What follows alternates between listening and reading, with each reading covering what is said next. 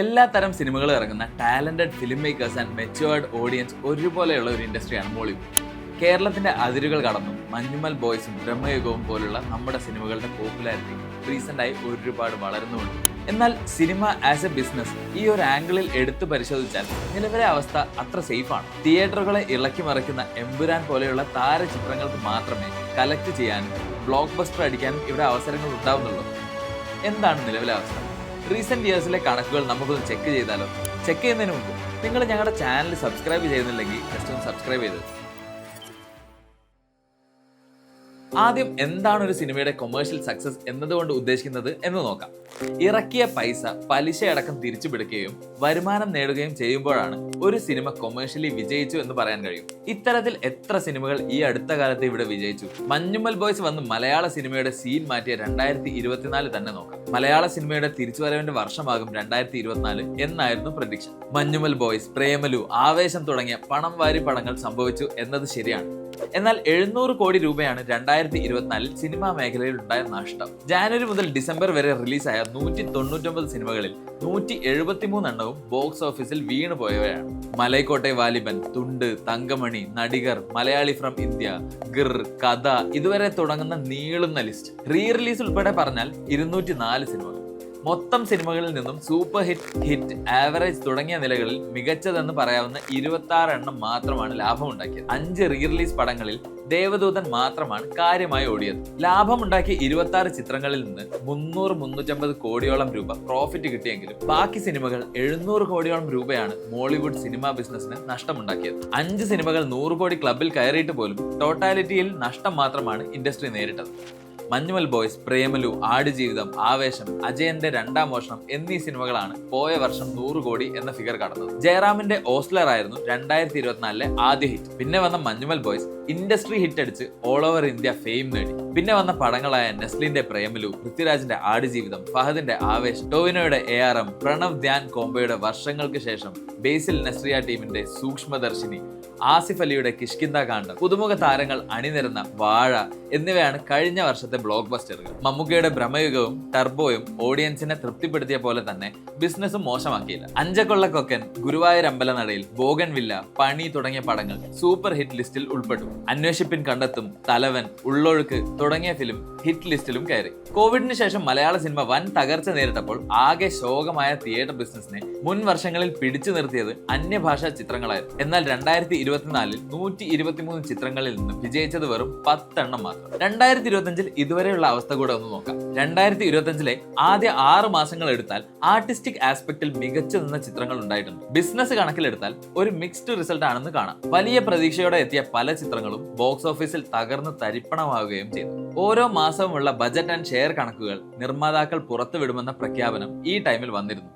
ഇത് വെച്ച് നോക്കുമ്പോൾ ജനുവരിയിൽ മാത്രം 28 മലയാള സിനിമകളും ഒരു റീ റിലീസ് സിനിമയും 12 അന്യഭാഷാ സിനിമകളും റിലീസായി. ഇതിൽ നിന്നും മാത്രമുണ്ടായ നഷ്ടം 110 കോടി രൂപയാണ്. ആസിഫ് അലി നായകനായ ജോഫിൻ ഫിലിം രേഖാചിത്രം മാത്രമാണ് ജനുവരിയിൽ ലാഭം നേടിയ ഒരേ ഒരു പടം. 8.5 കോടി ബജറ്റിൽ നിർമ്മിച്ച രേഖാചിത്രം കേരളത്തിലെ തിയേറ്ററുകളിൽ നിന്നും 12.5 കോടി കളക്ഷൻ നേടി. മമ്മൂട്ടി പടമായ Dominic and the ladies purse, Basil ജോസഫിന്റെ പൊന്മാൻ, വിനീത് ശ്രീനിവാസിന്റെ ഒരു ജാതി ജാതകം എന്നീ സിനിമകൾ തിയേറ്റർ റവന്യൂ കൂടാതെ മറ്റ് ബിസിനസ്സുകളിൽ നിന്ന് തന്നെ ലാഭമുണ്ടാക്കിയതായി കാണാം. ഡൊമിനിക്കും ഒരു ജാതി ജാതകവും തിയേറ്ററിൽ വലിയ റെസ്പോൺസ് ഉണ്ടാക്കിയതുമില്ല. ഫെബ്രുവരിയിൽ തിയേറ്ററുകളിൽ എത്തിയ 16 മലയാള സിനിമകളും സാമ്പത്തിക നഷ്ടമായിരുന്നു. 16 സിനിമകൾക്കും കൂടെ ആകെ മുതൽ മുടക്ക് 75 കോടി രൂപയാണ്. തിയേറ്ററുകളിൽ നിന്നുള്ള വരുമാനമാകട്ടെ 23.5 കോടിയും, അതായത് 53 കോടിയോളം ലോസ്. ബിസിനസ്സിൽ വർദ്ധിച്ചു വരുന്ന നഷ്ടത്തിൽ പ്രതിഷേധിച്ച് ജൂൺ 1 മുതൽ സിനിമ റിലേറ്റഡ് ആക്ടിവിറ്റീസ് നിർത്തിവെക്കുമെന്ന് ഫിലിം പ്രൊഡ്യൂസേഴ്സ് അസോസിയേഷൻ ഈ സമയത്താണ് പ്രഖ്യാപിക്കുന്നത്. ഇത് സംബന്ധിച്ച് ചില്ലറ ഫ്രിക്ഷൻസ് ഇൻഡസ്ട്രിക്കുള്ളിൽ ഉണ്ടാവുകയും ചെയ്തു. ഫിലിം ഓർഗനൈസേഷൻസ് ആയ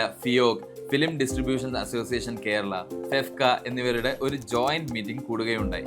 ഇതനുസരിച്ച് 2025 ജൂൺ 1 മുതൽ ഫുൾ ഫിലിം ഫീൽഡ് ചേർന്ന് ഒരു ഇൻഡെഫിനിറ്റ് സ്ട്രൈക്ക് നടത്താനും അതിനു മുൻപായി ഒരു 1 ഡേ സൂചനാ പണിമുടക്ക് നടത്താനും അവർ തീരുമാനിച്ചിരുന്നു. മാർച്ചിലെ കണക്കുകളും വലിയ മെച്ചമില്ലായിരുന്നു. മാർച്ചിൽ ആകെ 15 സിനിമകളാണ് റിലീസായത്.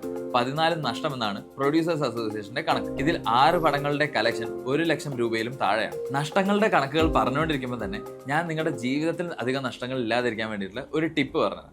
നിങ്ങൾ ജാറാപ്പിനെ കുറിച്ച് കേട്ടിട്ടുണ്ടോ? ജാറാപ്പ് ഒരു സേവിങ്സ് ആപ്പാണ്. ഇതിനകത്ത് നിങ്ങൾക്ക് 24 കാരറ്റ് ഗോൾഡിൽ പൈസ ഇൻവെസ്റ്റ് ചെയ്ത് തുടങ്ങാൻ പറ്റും. അതായത് സിമ്പിൾ ആയിട്ട് പറയുകയാണെങ്കിൽ ഇതിലൊരു ഓട്ടോ പേ എന്ന ഫീച്ചർ ഉണ്ട്. അത് നിങ്ങൾക്ക് ഡെയിലിയോ വീക്ക്ലിയോ മന്ത്ലിയോ നിങ്ങളൊരു ഓട്ടോ പേ സെറ്റ് ചെയ്ത് വെക്കുകയാണെങ്കിൽ നിങ്ങളുടെ അക്കൗണ്ടിൽ നിന്നും ഓട്ടോമാറ്റിക് ആയിട്ട് ക്യാഷ് ജാറിന്റെ അക്കൗണ്ടിലേക്ക് 24 കാരറ്റ് ഗോൾഡിൽ സേവ് ആയിക്കൊണ്ടിരിക്കും. ഈ അക്യുമുലേറ്റ് ആവുന്ന ഗോൾഡ് മൊത്തം നിങ്ങൾക്ക് എപ്പോൾ വിത്ഡ്രോ ചെയ്യണമെങ്കിലും നിങ്ങൾക്ക് ക്യാഷ് ആയിട്ടോ ഗോൾഡ് ആയിട്ടോ അല്ലെങ്കിൽ ജ്വല്ലറി ആയിട്ടോ തിരിച്ചെടുക്കാനും പറ്റും. ജാർ ആപ്പ് ഓൾറെഡി 2 കോടിയുടെ മേലെ ഇന്ത്യൻസ് യൂസ് ചെയ്യുന്നുണ്ട്. അപ്പോൾ നിങ്ങൾക്ക് ആപ്പ് സ്റ്റോറിലോ പ്ലേ സ്റ്റോറിലോ ഒക്കെ പോയി ചെക്ക്ഔട്ട് ചെയ്യാം, ഡൗൺലോഡ് ചെയ്യാം, യൂസ് ചെയ്ത് തുടങ്ങാം. അപ്പോൾ ഡൗൺലോഡ് ജാർ ആപ്പ്. പൃഥ്വിരാജ് ലാലേട്ടൻ പടം എമ്പുരാൻ മാത്രമാണ് ലാഭം ഉണ്ടാക്കിയത്.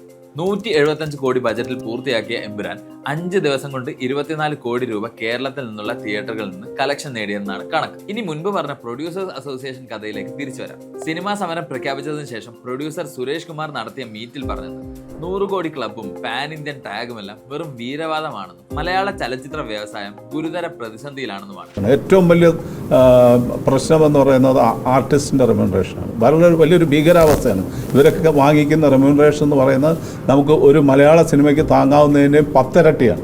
അപ്പോൾ പ്രതിസന്ധിയാണ് പ്രശ്നം. ക്രാഫ്റ്റ് ഉള്ള പടങ്ങൾ പിടയ്ക്കുന്ന നമ്മുടെ ഇൻഡസ്ട്രിയിൽ എവിടെ നിന്നോ വന്ന് എങ്ങോട്ടോ പോകുന്ന ഒട്ടും സാമ്പത്തിക ലാഭം നേടിക്കൊടുക്കാത്ത ഇത്തരം പടങ്ങൾ എന്തുകൊണ്ടുണ്ടാവും? താരങ്ങൾ പ്രതിഫലം കുത്തനെ കൂട്ടിയത് മുതൽ പ്രൊഡക്ഷൻ കോസ്റ്റ് ഇൻക്രീസ് ആയിരിക്കുന്നത് വരെയുള്ള കാരണങ്ങളുണ്ട്. OTT പ്ലാറ്റ്ഫോമുകൾ റെക്കോർഡ് തുകയ്ക്ക് സിനിമകൾ എടുത്തിരുന്ന സമയത്താണ് ആക്ടേഴ്സും റെമ്യൂണറേഷൻ കൂട്ടിയത്. എന്നാൽ OTT റവന്യൂ കമ്പാരിറ്റീവ്ലി ലോ ആവുന്ന സിറ്റുവേഷനിലും താരങ്ങൾ പ്രതിഫലം കുറയ്ക്കുന്നില്ല. താരങ്ങളുടെ പേരിൽ മാർക്കറ്റ് ആവുന്ന സിനിമകളിൽ താരങ്ങൾ കോംപ്രമൈസ് ചെയ്യാതെ വരുന്നതും സ്വാഭാവികമാണ്. കഴിഞ്ഞ 5 വർഷത്തിനിടെ പുതുമുഖ നിർമ്മാതാക്കളായി മോളിവുഡിലേക്ക് എത്തിയവരുടെ എണ്ണം 200-നും മേലെ വരും. ഈ നിർമ്മാതാക്കളിൽ മുടക്ക് മുതൽ തിരിച്ചു പിടിച്ചവർ വളരെ കുറച്ചു പേർ മാത്രം. സിനിമയോടുള്ള ഇൻട്രസ്റ്റിന്റെ പേരിൽ ഇൻഡസ്ട്രിയിലേക്ക് എത്തുന്ന ഇവർക്ക് ഈ ബിസിനസിനെ പറ്റി വലിയ പിടിപാടുണ്ടാവണമെന്നില്ല. എങ്ങനെ ഇതിനെ ഒരു നല്ല പ്രോഡക്റ്റ് ആയി ഇറക്കി വൃത്തിയായി മാർക്കറ്റ് ചെയ്യും എന്നുപോലുള്ള ധാരണ ഇല്ലാത്ത ഇത്തരം പ്രൊഡ്യൂസേഴ്സിന്റെ പണി സ്വാഭാവികമായും പാളാറുണ്ട്. OTT പ്ലാറ്റ്ഫോംസിന്റെ പോളിസി ചേഞ്ചും മലയാള സിനിമയുടെ ബിസിനസ് സാധ്യതകളെ അഫക്ട് ചെയ്തിട്ടുണ്ട്. ആദ്യകാലങ്ങളിൽ വലിയ തുകയ്ക്ക് പടങ്ങൾ എടുത്തിരുന്ന OTT പ്ലാറ്റ്ഫോംസ് കോവിഡിന് ശേഷം തിയേറ്റേഴ്സ് ആക്റ്റീവ് ആയപ്പോഴും ഏകദേശം ഇതേ വൻ തുകയ്ക്ക് തന്നെ ഫിലിംസ് കമ്മിറ്റ് ചെയ്തിരുന്നു. ഇത് കണ്ട താരങ്ങൾ അവരുടെ റെമ്യൂണറേഷൻ കൂട്ടി. പിന്നെ പലവട്ടം പോളിസി മാറ്റിയ OTT പ്ലാറ്റ്ഫോം അവസാനം തിയേറ്ററിൽ മികച്ച വിജയം നേടുന്ന പടങ്ങൾ മാത്രം ഒരു വിലയിട്ട് OTTയിലേക്ക് എടുത്തു തുടങ്ങി. അതും പഴയ പോലത്തെ അത്ര വലിയ തുകകൾ അല്ലതാണ്. മലയാളത്തിലെ 90% സിനിമകളും OTT ഇപ്പോൾ പേ പെർ വ്യൂ എന്നതിന്റെ അടിസ്ഥാനത്തിലാണ് എഗ്രിമെന്റ് ചെയ്യുന്നത്.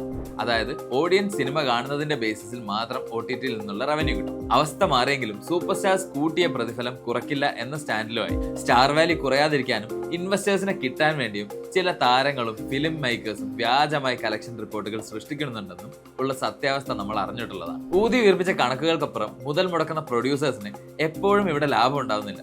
വർഷങ്ങളായി ചലച്ചിത്ര നിർമ്മാണ മേഖലയിൽ നിൽക്കുന്ന പല നിർമ്മാതാക്കളും ഇപ്പോൾ സിനിമയിൽ നിർമ്മിക്കാൻ പോലും മുമ്പോട്ട് വരുന്നില്ല എന്നത് ഒരു മേജർ റീസൺ ആണ്. പണ്ടത്തേക്കാൾ 10 ഇരട്ടി റിസ്ക് ഈ ഗ്ലാമറസ് ബിസിനസ്സിന് ഇന്നുണ്ട് എന്നത് അറിയുന്നത് കൊണ്ട് തന്നെയാവാം. ഇനി നിങ്ങൾക്ക് എന്താണ് പറയാനുള്ളത്? കോണ്ടന്റിൽ നമ്മൾ ഓൾറെഡി കിങ് ആണ്. ഇനി കച്ചവടം സൈഡ് കൂടി ഒന്നുകൂടെ സെറ്റ് ആവാൻ എന്താണ് വഴി? ജസ്റ്റ് ഒന്ന് കമന്റ് ചെയ്തേക്കും. എന്തായാലും ഈ പ്രശ്നങ്ങൾ ഓവർകം ചെയ്യാൻ സംസ്ഥാന സർക്കാർ സഹകരിക്കുമെന്നും താരങ്ങൾ വിട്ടുവീഴ്ചയ്ക്ക് തയ്യാറാകുമെന്ന പ്രതീക്ഷയിലാണ് ഇൻഡസ്ട്രിയിലെ പ്രൊഡ്യൂസേഴ്സ് ഇപ്പോൾ ഉള്ളത്. പ്രതിസന്ധികൾ മാറട്ടെ, കിടിലൻ പടങ്ങൾ വരട്ടെ, മലയാള സിനിമ മൊത്തത്തിൽ സെറ്റ് ആവട്ടെ. ഇതുപോലുള്ള കൂടുതൽ ഇൻഫോർമേറ്റീവ് ആയിട്ടുള്ള വീഡിയോസിന് ജാർ ആപ്പ് മലയാളം എന്തായാലും ഇപ്പൊ തന്നെ സബ്സ്ക്രൈബ് ചെയ്ത് വെച്ചോ. അപ്പോൾ see you in the next video.